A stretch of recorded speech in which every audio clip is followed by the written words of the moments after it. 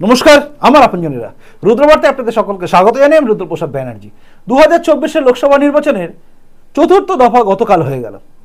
অন্যান্য রাজ্যের সঙ্গে এই রাজ্যেও 8টা লোকসভায় কিন্তু ভোট হলো।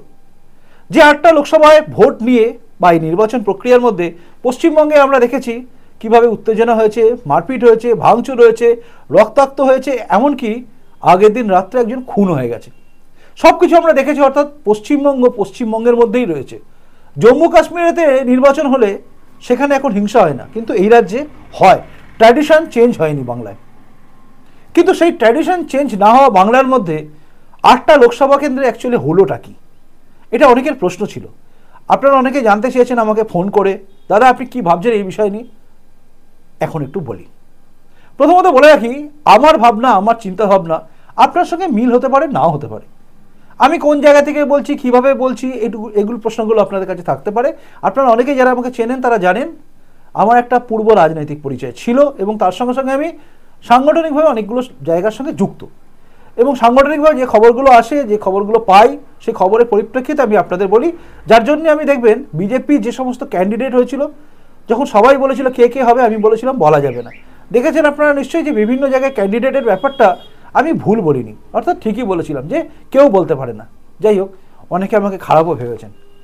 এখন আসি আমি আসল কথায়। অর্থাৎ এই যে চতুর্থ দফা হয়ে গেল, 8টা লোকসভা কেন্দ্রে ভোট হয়ে গেল, এই 8টা লোকসভা কেন্দ্রে কি হতে পারে আমি যদি পরপর ধরি, মানে পরপর যেভাবে ধরা হয়েছে আর কি, নির্বাচনী খাতায় বলুন বা নির্বাচনী ইস্তাহার যা বলুন, যেগুলো বেরিয়েছিল সেই অনুযায়ী হচ্ছে। প্রথমেই বহরমপুর, মুর্শিদাবাদের বহরমপুর, যেটা অধীর গড়। অধীর রঞ্জন চৌধুরী এখানে হারেনি, বারবার জিতে এসছে। সেই অধীর রঞ্জন চৌধুরীর গড়ে এবার তৃণমূল কংগ্রেস দিয়েছিল ইউসুফ পাঠানকে, একদম গুজরাট থেকে নিয়ে আসা একজনকে নিয়ে দাঁড় করে দিয়েছিল। উদ্দেশ্য একটা, ভোটে জিততে হবে। কিন্তু আমার মনে হয়েছিল এখানে ইউসুফ পাঠানকে দেওয়ার কারণই হচ্ছে একটু নড়বড়ে করে দেওয়া, মানে নড়বড়ে ক্যান্ডিডেট দাও, অধীর রঞ্জন চৌধুরী যাতে সিটটা বজায় রাখে, আমার মনে হয়েছিল। কারণ এরকম একটা ক্যান্ডিডেটকে নিয়ে এসে দাঁড় করালে জিততে পারবে না, এটা কিন্তু তৃণমূল কংগ্রেস নিজেও জানে।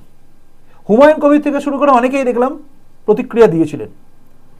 প্রতিক্রিয়া দিন বা না দিন আমাদের কাছে পরিষ্কার ছিল, অন্তত আমার কাছে পরিষ্কার ছিল, এই কমজোরি ক্যান্ডিডেট দেওয়ার উদ্দেশ্য একটাই, ওপরে যে আন্ডারস্ট্যান্ডিং হয়েছে না, সেই আন্ডারস্ট্যান্ডিংয়ে একটা জায়গা তৈরি করতে হয়। রাহুল গান্ধীর কাছে বলতেই হবে যে অধীর রঞ্জন দাকে ছাড়তে হবে, মানে অধীর দাকে ছেড়ে দাও। তাই ইউসুফ পাঠানকে আর কোনো জায়গায় না নিয়ে সোজা দাঁড় করিয়ে দেওয়া হলো অধীর রঞ্জন চৌধুরীর জায়গায়। এখানে প্রথম দিনে আমি বলেছিলাম অধীর রঞ্জন চৌধুরীর জায়গা কিন্তু তৈরি হয়ে গেছে। একটা অদ্ভুত কথা আমি আপনাদের এখন বলছি, যেটা আমার কাছে খবর এসছে। সেটা হচ্ছে ডক্টর নির্মল সাহা, যিনি বিজেপির ক্যান্ডিডেট, তিনি কিন্তু ভূমিপুত্র হওয়ার সুবাদে এবং টক্করটা যেহেতু খুব জোর হয়েছে, অনেকখানি অ্যাডভান্টেজ নিয়ে আছেন। নির্মল কুমার সাহা ডাক্তারবাবু, তিনি শুধু ভূমিপুত্র নন, তিনি অনেকের উপকার করেছেন এবং তিনি মানুষের কাছে খুব কিন্তু জনপ্রিয়। তাই একদিকে জনপ্রিয়তার খাতিরে যদি দেখেন, অধীর রঞ্জন চৌধুরী যেরকম জনপ্রিয় একজন রাজনেতা, ঠিক সেভাবেই কিন্তু মানুষের কাছের লোক ছিলেন নির্মল কুমার সাহা। ডক্টর নির্মল সাহা কিন্তু মানুষের কাছের লোক ছিলেন। আপনাদের মনের মধ্যে অনেকের প্রশ্ন আসবে, আমি কিন্তু এই জায়গায় নির্মল সাহাকে বের করে গেছি, মানে আমি কিছু বলিনি। কেন বলিনি? আসলে বলিনি এই কারণেই, ডক্টর নির্মল কুমার সাহা একটা চাপা ভোট পাবে। সেই চাপা ভোটটা, একটা কথা আছে না হিন্দিতে, বন্ধ মুঠি লাখ কি খুল গায়ে তো খাক কি, তো বন্ধ মুঠি ছিল এই ডক্টর নির্মল সাহা। এবং ডক্টর নির্মল সাহা কিন্তু ওখানে দারুণ লড়াই লড়েছেন। আপনারা মনে রাখবেন, ওই জায়গাটা যদিও অধীর রঞ্জন চৌধুরী বারবার জিতেছেন, কিন্তু একটা ক্যান্ডিডেট 1999-এ কিন্তু বিজেপির ক্যান্ডিডেট বিরাট দাগ কেটে দিয়েছিল। জানেন কি আপনারা? তিনি আর কেউ না, তিনি হচ্ছেন কর্নেল সব্যসাচী বাগচি। তখন 1999, মানে যখন অটল বিহারী বাজপেয়ীর সময়, সে সময় তিনি কিন্তু দাগ কেটে দিয়েছিলেন। 1,34,569 ভোট পেয়েছিলেন তিনি। Not a matter of joke, এটা কোনো খেলা, মানে ছেলে খেলা ব্যাপার নয়। সেই সময় এই ভোটটা তিনি পেয়েছিলেন। অর্থাৎ এই বহরমপুরের মানুষ কিন্তু মানুষকে দেখেও ভোট দেয়। এখানে কোনো ধর্মীয় ভাবে কোনো কিছু হয়নি। কর্নেল সব্যসাচী বাগচি কিন্তু ব্যাপক ভোট পেয়েছিলেন, আর সেটাই কিন্তু একটা নতুন ট্রেন্ড এইখানকার। এবং যার জন্য বিজেপি কিন্তু তাদের এই যে সিটগুলোকে তারা ধরছে, তাদের মধ্যে কিন্তু তারা বহরমপুরকে ধরে রাখছে। শুনে আপনি একটু হয়তো চমকে গেলেন যে বহরমপুরকে কিন্তু আমিও ধরিনি সিটের মধ্যে, কিন্তু তবুও আমি বলছি বহরমপুরকে কিন্তু বিজেপি তাদের সিটের মধ্যে রাখছে। আর আমার দৃষ্টিভঙ্গি যদি বলেন আমি কিভাবে দেখছি, তাতে আমার মনে হচ্ছে হালকা মানে একদম কম ভোটে হলেও এখানে অধীর রঞ্জন চৌধুরী জিতে যেতে পারেন, আমার যেটা মনে হচ্ছে। আমি পরিষ্কার কথা বলি আপনাদের ঠোঁট কাটা, আমি যেটা বলি পরিষ্কার বলি। আমার মনে হচ্ছে অধীর রঞ্জন চৌধুরী এখানে জিতে যেতে পারেন। তবে আবারও বলছি, ডক্টর নির্মল সাহা কিন্তু ব্যাপক ভোট পাবেন, আর সেই ভোটটা কী হবে সেটা সময় বলবে। কারণ 1999-এ কর্নেল সব্যসাচী বাগচির যে রেজাল্ট ছিল ভোট পাওয়া, সেটা কিন্তু বলে দেয় যে বহরমপুরের মানুষ কিন্তু বিজেপিকেও ভোট দেয়। যাই হোক, এরপরে আসুন আমরা চলে আসি অন্য জায়গায়। এরপরে আসলে হচ্ছে রানাঘাট। রানাঘাটে জগন্নাথ সরকারকে টিকিট দেওয়া হবে না অনেকেই বলেছিলেন, কিন্তু দেখা গেল জগন্নাথ সরকারকে টিকিট দেওয়া হয়েছে। এবং জগন্নাথ সরকারকে টিকিট দেওয়া হবে এটা আমি নিশ্চিত ছিলাম, কারণ তিনি জিততেনই। আর এই রানাঘাটে দাঁড়িয়ে তাকে হারাবার ক্ষমতা তার বিরুদ্ধে দাঁড় করানো মুকুটমণি অধিকারীর একটুও ছিল না, একটুও ছিল না। আপনি লিখে রাখুন, আমি প্রথম থেকে বলতাম বা বলেওছি যে এই মুকুটমণি অধিকারী দাঁড়িয়ে দাঁড়িয়ে হারবেন, এবং তাকে দাঁড় করিয়ে তৃণমূল কংগ্রেস এটা বুঝিয়ে দিয়েছে যে তাদের ভাঁড়ে মা ভবানী, কিচ্ছু নেই। অর্থাৎ একটা ভালো ক্যান্ডিডেট দাঁড় করানোর ক্ষমতা তৃণমূল কংগ্রেসের নেই। ওই ডায়লগবাজি বহুত আছে। মমতা বন্দ্যোপাধ্যায় বড় বড় কথা বলেন, অভিষেক ব্যানার্জি বড় বড় কথা বলেন, বড় বড় লেকচার, এই করেঙ্গা ত্যান করেঙ্গা। আর বিজেপির একজন ক্যান্ডিডেটকে মানে এমএলএকে নিয়ে গিয়ে দাঁড় করে দিলেন। তার এখনো বিজেপির পদ থেকে মানে এমএলএ পদ থেকে এখনো তাকে রেজিগনেশন দেওয়া হয়নি। নিজেদের জায়গা বুঝিয়ে দিয়েছেন আপনাদের কোনটা মানে আপনাদের মানে কি বলবো, আপনাদের স্ট্রেচার কতটা, এটা আপনারা বুঝিয়ে দিয়েছেন যে আপনাদের কোন লেভেলে থাকেন। লেভেলটা আপনাদের বোঝা গেছে যে আপনারা একজন বিধায়ককে রেজিগনেশন দিয়ে নিয়ে এসে দাঁড় করাতে পারলেন না। বিজেপির বিধায়ক তিনি এখনো আছেন, তাকে দাঁড় করিয়ে দিলেন বিজেপির একজন সাংসদের বিরুদ্ধে। কিন্তু এখানে কার্যত মানুষ এই মুকুটমণি অধিকারীকে পছন্দ করেননি। আবার দুর্ভাগ্যজনকভাবে শোনা যাচ্ছে তার স্ত্রীও নাকি বেরিয়ে এসছেন, অবশ্য দেখেছি আমরা সবাই। তিনি তাকে ছেড়ে দিয়ে বিজেপিতে জয়েন করেছেন। অনেকেই বলছেন তার নাকি সব গেল। যাই হোক, আমি এসব বলবো না, ব্যক্তিগত ব্যাপার, তার ব্যাপার। কিন্তু এখানে আমার মনে হচ্ছে সেটা হচ্ছে জগন্নাথ সরকার কিন্তু গতবারের চেয়েও ব্যাপক ভোটে জিতবেন, গতবারকে ছাপিয়ে যাবেন তিনি। কাজে জগন্নাথ সরকার রানাঘাটে কিন্তু থাকছে, মানে রানাঘাটে লোক বলছে আমাদের দরকার আরও একবার জগন্নাথ সরকার। কাজে জগন্নাথ সরকার কিন্তু ওখানে থাকছেন আমার মনে হচ্ছে। এরপরে একদম আমরা চলে আসি বীরভূম। অনুব্রত মণ্ডল, বিরাট ব্যাপার, বাঘ, তৃণমূলের বাঘ, আপাতত খাঁচায়, মানে তিহার জেলে খাঁচায় ঢুকে আছে অনুব্রত মণ্ডল। তার সেই হালুম হুলুম নেই আর, এখন ম্যাও ম্যাও করে হয়তো, কারণ খাবার দাবার ভালো জুটছে না তো। এই রাজ্যে থাকলে ভালো খাবার দাবার ছিল, বালি ছিল, পাথর ছিল, গরু পাচারের টাকা ছিল, কত কী ছিল, সব খেয়েছেন, জমি সব খেয়েছেন, চালকল ফালকল আর কি কি খেয়েছেন ভগবান জানে। তো সেই সমস্ত বকটুই কাণ্ডে দেখেছি আমরা, তার আবার অন্য কিছু গুণও আছে। তো সব কিছু দেখা আমরা এই তিহার জেলে থাকা কেষ্টর গড়, মানে অনুব্রতর গড়, বীরভূম আর বোলপুর। বীরভূমে কি হবে? বীরভূমে শতাব্দী রায় এবং বিজেপির এখানে প্রার্থী হয়েছিলেন দেবতনু ভট্টাচার্য। দেখুন, আগে যিনি ক্যান্ডিডেট হয়েছিলেন তাকে তার ওই নো অবজেকশন সার্টিফিকেট না পাওয়ার জন্য হয়নি। আমি ওর মধ্যে যাচ্ছি না, হঠাৎ করেই সেখানে কিন্তু দেবতনু ভট্টাচার্যের নামটা হলো। যদি না হতো তাহলে সর্বনাশ হয়ে যেত। দেবতনু ভট্টাচার্য মানে একজন সাংগঠনিক ব্যক্তি, হিন্দু সংগতি থেকে উঠে আসা। তপন ঘোষের পরে যিনি দায়িত্ব নিয়েছিলেন তিনি হচ্ছেন এই দেবতনু ভট্টাচার্য। কাজে সেই দেবতনু ভট্টাচার্য সাংগঠনিকভাবে অনেকটাই শক্তিশালী এবং সেখানে গিয়ে তিনি কাজও করেছেন। বীরভূমের মাটিতে এমনিতেই অনেকখানি বিজেপি সংগঠন শক্তিশালী। দুধকুমার মণ্ডল কাজে লেগেছেন, সবাই মিলে যে জায়গা তৈরি করেছেন। শতাব্দী রায় কিন্তু অনুব্রত মণ্ডলের অভাবটা হাড়ে হাড়ে বুঝছেন, এবং শতাব্দী রায়ের যে সমস্ত অভিযোগ, মানে তার বিরুদ্ধে যে অভিযোগগুলো আছে সেই অভিযোগগুলো কিন্তু কাজে লেগেছে। শতাব্দী রায় চট করে জিতে যাবেন এখানে, এইটা কিন্তু শতাব্দী রায় নিজেও বিশ্বাস করেন না।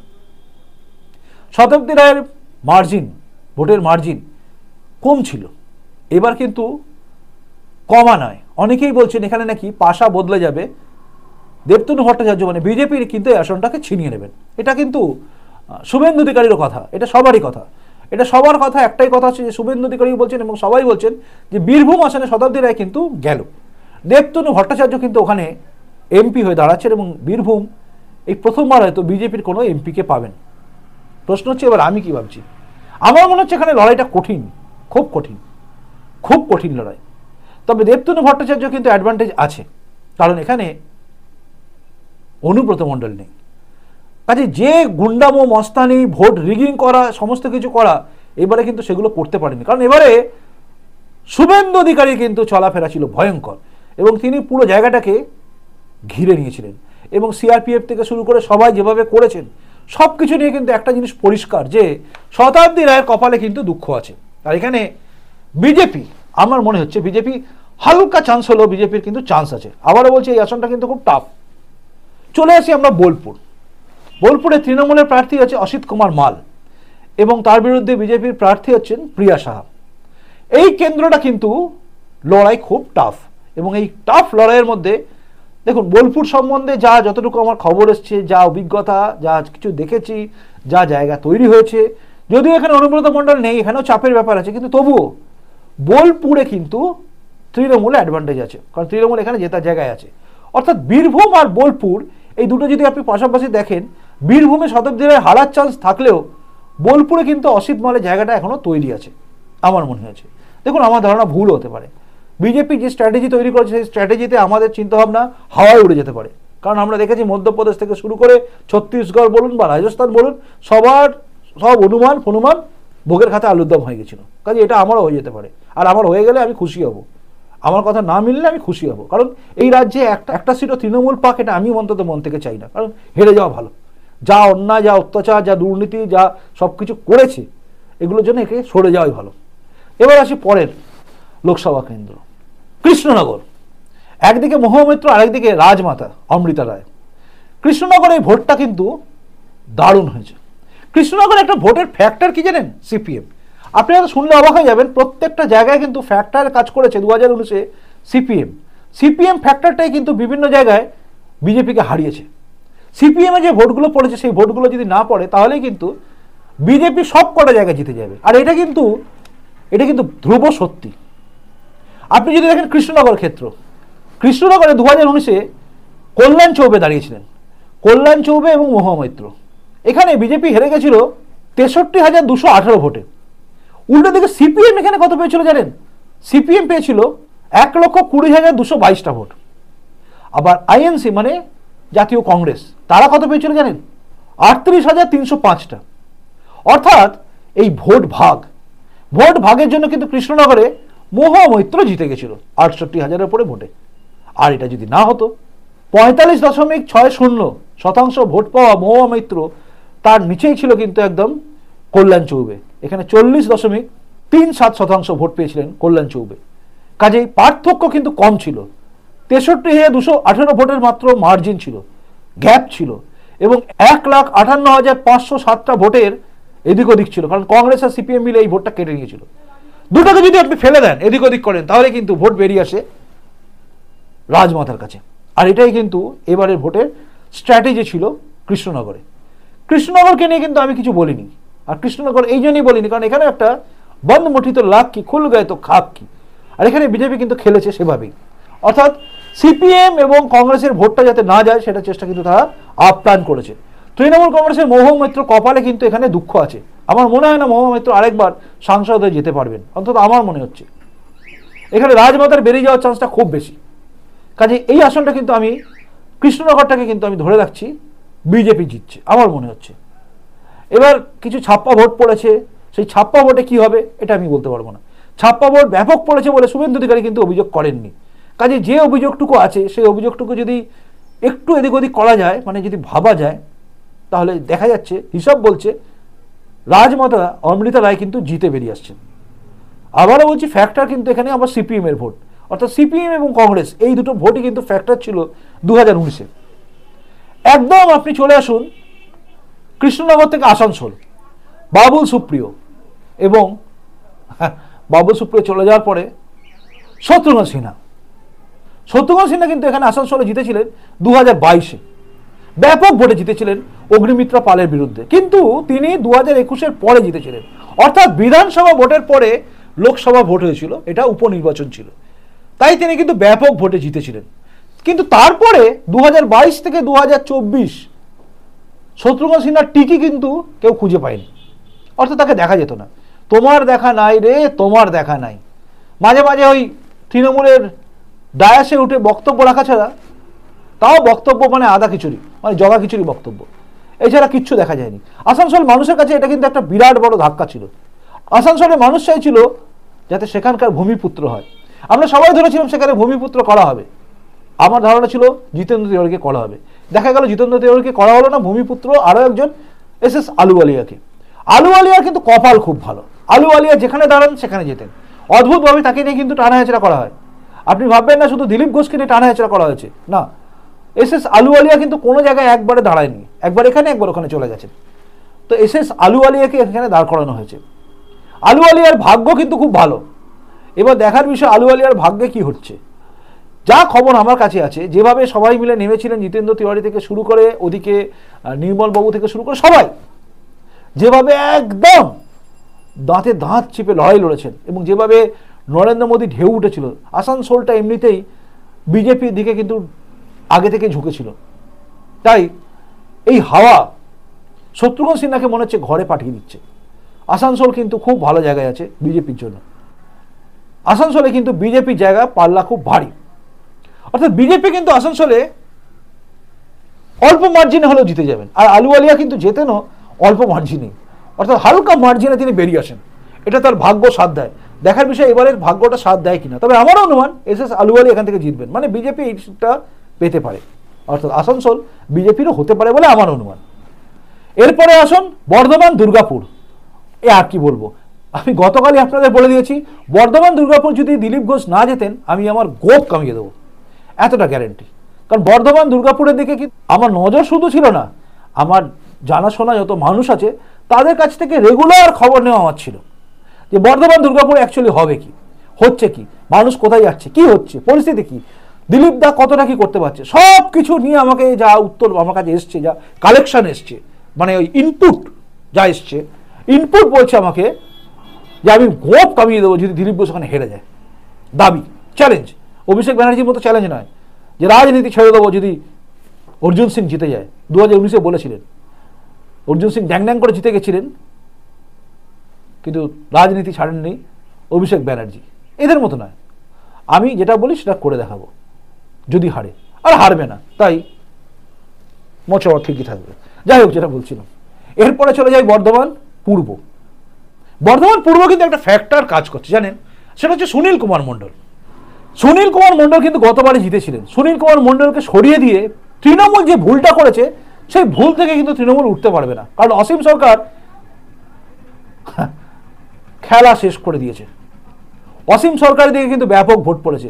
বিজেপি কিন্তু তার তুরুপের তাস হিসেবে অসীম সরকারকে ব্যবহার করে ঠিক কাজ করে দিয়েছে। অসীম সরকার হাসতে হাসতে, গান শোনাতে শোনাতে, কবিয়ালি ভাষায় কবিতা বলতে বলতে সবকিছু করে মাতিয়ে দিয়েছিলেন বর্ধমান পূর্ব। কিছু জায়গায় ছাপ্পা ভোট রিগিং হয়েছে, কিন্তু সময় বলছে বর্ধমান পূর্ব কিন্তু বিজেপি ছিনিয়ে নিচ্ছে তৃণমূলের হাত থেকে। মমতা ব্যানার্জি যতই চেঁচান, খবর কিন্তু এরকমই আসছে, অর্থাৎ মনে হচ্ছে বর্ধমান পূর্ব কিন্তু বিজেপি পাচ্ছে। তাই আপনি যদি দেখেন টোটাল এই 8টার মধ্যে কটা সিট বিজেপির আসছে আমার মনে হচ্ছে বলুন তো। প্রথম আপনি ধরুন বহরমপুর, এখানে আমি বারবার বলছি লড়াই হবে খুব জোর, কিন্তু এখানে আমার মনে হচ্ছে কংগ্রেস জিতবে, অর্থাৎ অধীর রঞ্জন চৌধুরী যাকে জেতানোর চেষ্টা করেছে তৃণমূল কংগ্রেসও, কারণ এই ইউসুফ পাঠানকে দেওয়াই হচ্ছে সেই কাজ যাতে অধীর রঞ্জন চৌধুরী জায়গাটা একটু তৈরি হয়। এটা হচ্ছে কংগ্রেসের প্রথম খাতা খুলবে এই রাজ্যে, এটাই অধীর রঞ্জন চৌধুরী, এবং এটাই শেষ। এর বাইরে কিচ্ছু পাবে না, না সিপিএম পাবে না কেউ কিছু পাবে। অধীর রঞ্জন চৌধুরী খাতা এখানেই খুলবে, এটাতেই শেষ। অর্থাৎ ইন্ডি জোটের একটা কিন্তু এ রইল। পরে রানাঘাট মানেই আমি বলেছি বিজেপি, তার মানে 1 কংগ্রেস 1 বিজেপি হলো। এরপরে আপনি যদি চলে যান বীরভূম কিন্তু আমার দিক থেকে বিজেপির দিকে দিচ্ছে আমি, অর্থাৎ 2-1। এরপর যদি আসেন বোলপুর, এখানে আবার আমি দিচ্ছি তৃণমূলকে, অর্থাৎ 2-1-1 4-এর মধ্যে। পরের চারটেই হয়ে গেছে কিন্তু ভয়ঙ্কর। তার মধ্যে কৃষ্ণনগর হচ্ছে বিজেপির, আমার যে ধারণা। আসানসোল বিজেপি, বর্ধমান দুর্গাপুর বিজেপি, বর্ধমান পূর্ব বিজেপি আমার মনে হয়েছে। কাজেই মোটামুটি 6-1-1, 6টা বিজেপির দিকে আমার মনে হচ্ছে, 1টা কংগ্রেস আর 1টা তৃণমূল আমার মনে হয়েছে। দেখুন আমি আবারও বলছি, আমার মনে হওয়া ভুল হতে পারে, ঠিকও হতে পারে। বিজেপি কিন্তু বলছে 8-8টাই তাদের, তৃণমূল বলছে 8-8টাই আমাদের। সিপিএম বলছে আমাদের সব হয়ে গেছে, মানে জোটের আমাদের সব এসছে। কিন্তু মাটি বলছে বর্ধমান দুর্গাপুরের কথা বাদ দিন, রানাঘাটের কথা বাদ দিন, এগুলো বাদ দিয়ে দিন, বর্ধমান পূর্ব কিন্তু সিপিএম সেখানে ফ্যাক্টর হয়ে থাকছে না। সব কিছু বলছে কিন্তু ইঙ্গিত যে বিজেপি 8-এর মধ্যে 6টা নিয়ে বেরিয়ে যাবে, একটা তৃণমূল আর একটা কংগ্রেস নিয়ে চুপ করে থাকতে হবে। শতাব্দী রায়কে নিয়ে একটু চিন্তা যদিও আছে, কারণ শতাব্দী রায় ওখানটা কিছু জায়গায় নাকি বীরভূমে ছাপ্পা ভোট পড়েছে, তবুও মেরে কেটে কি হতে পারে। যদি বীরভূমটাকেও ছেড়ে দিই তাহলে 5-2-1, এটা আমার মনে হচ্ছে সার্বিক, এর বাইরে আমি আর নামতে পারছি না। ওই বাঘের মতো কাশলো, মমতা ব্যানার্জি বলছিলেন না যে একটু কাশলো, তখন উনি একটু কমিয়ে দিলেন, এর চেয়ে নিচে আর আমি নামতে পারবো না। তো আমি বলছি এর চেয়ে নিচে আর আমি নামতে পারলাম না। যাই হোক, এটা আমার ছিল ধারণা, আমার অনুমান, আমার ধারণা ভুলও হতে পারে, আবার ঠিকও হয়ে যেতে পারে। লোকসভা ভোটে সাধারণত আমি যেগুলো বলেছিলাম আগের বারেও মিলেছিল, এবারে মিলবে কিনা জানি না, কারণ মানুষ কাকে ভোট দিয়েছে মানুষই বুঝবে। তার আগে এত এক্সিট পোল এখানকার অনেকেই করবেন, সেই এক্সিট পোলে দেখবেন কোন আসনটাকে কোথায় দিচ্ছে জানা যাবে তখনই। তবে আমার যেটা মনে হলো আমি আপনাদের বললাম, বড় বড় সমস্ত যারা হিসাব ফিসাব করে তাদের হিসেবে গোলমাল হয়ে যায়, আমি তো কোন ছাড়, দেখবেন বড় বড় হিসাব দেয়। ছত্তিশগড় কংগ্রেস পাচ্ছে, মধ্যপ্রদেশ উল্টে গেছে, বিজেপি কংগ্রেস পাচ্ছে, রাজস্থান এবারে কংগ্রেস থাকছে, লবডঙ্কা। ওদের কাছে আমি তো চুনোপুটি, তবুও আমি বললাম হ্যাঁ চুনোপুটি হতে পারি, কিন্তু আমি চাটি না চটি হতে পারি, চুনোপুটি চাটিটা চটি। যাই হোক, ভালো থাকুন। ভালো লাগলো আপনাদের সঙ্গে এই আলোচনা করতে গিয়ে। আপনাদের কেমন লাগলো অবশ্যই কমেন্ট বক্সে কমেন্ট করে জানাবেন, কারণ আপনাদের কমেন্টসের অপেক্ষা আমি থাকি, দেখি, এবং তার সঙ্গে সঙ্গে প্রতিবেদনটা ভালো লাগলে লাইক করবেন, যদি মনে হয় শেয়ার যোগ্য তাহলেই শেয়ার করবেন।